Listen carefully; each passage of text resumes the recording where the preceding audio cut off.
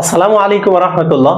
সুপ্রিয় দর্শক, আজকে আমরা নামাজের হিসাব নিকাশের একটা হাদিস নিয়ে আলোচনা করব, যেটা রাসূল সাল্লাল্লাহু আলাইহি সাল্লাম সুনানে তিরমিজির 413 নম্বর হাদিসের মধ্যে বিস্তারিত বর্ণনা করেছেন।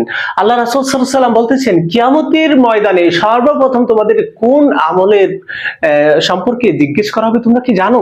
আল্লাহ রাসূল বলতেছেন, ইন্না আউওয়ালা মা ইউহাসাবু বিহিল আবদ ইয়াউমাল কিয়ামাতি মিন আমালিহি সালাতু। কিয়ামতের ময়দানে সর্বপ্রথম তার আমল সমূহ থেকে নামাজের হিসাব নেওয়া হবে। ফাইন সলুহাত সলুহা সাইরু আমালি, যদি তার এই নামাজের যথাযথ উত্তর দিতে পারে, অ্যান্সারটা সঠিকভাবে দিতে পারে, তাহলে তার বাকি সকল আমলগুলো সহজ হয়ে যাবে, সকল আমলের হিসাবগুলো সহজভাবে সে দিতে পারবে। ফাকাদ আফলাহা ওয়া আনজাহা, সে সফল হয়ে যাবে, সে মুক্তি পেয়ে যাবে।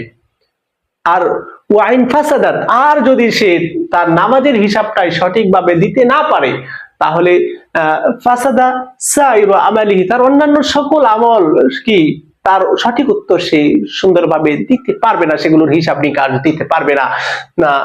ফাকাদ খাবা ওয়া খাসার, আর সে কি ক্ষতিগ্রস্ত এবং ব্যর্থ হয়ে যাবে এবং সে জাহান্নামে প্রবেশ করবে।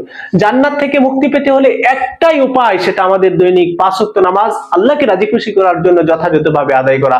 আসুন না আমরা সবাই মিলেমিশে নামাজ পড়ি, জামাতের সাথে আসুন আমরা সবাই একাত্ম হয়ে আমরা সবাই মিলে সুন্দরভাবে জামাতের সাথে নামাজ আদায় করি। আল্লাহ সুবহানাহু ওয়া তাআলা আমাদেরকে কবুল করুন, আমিন।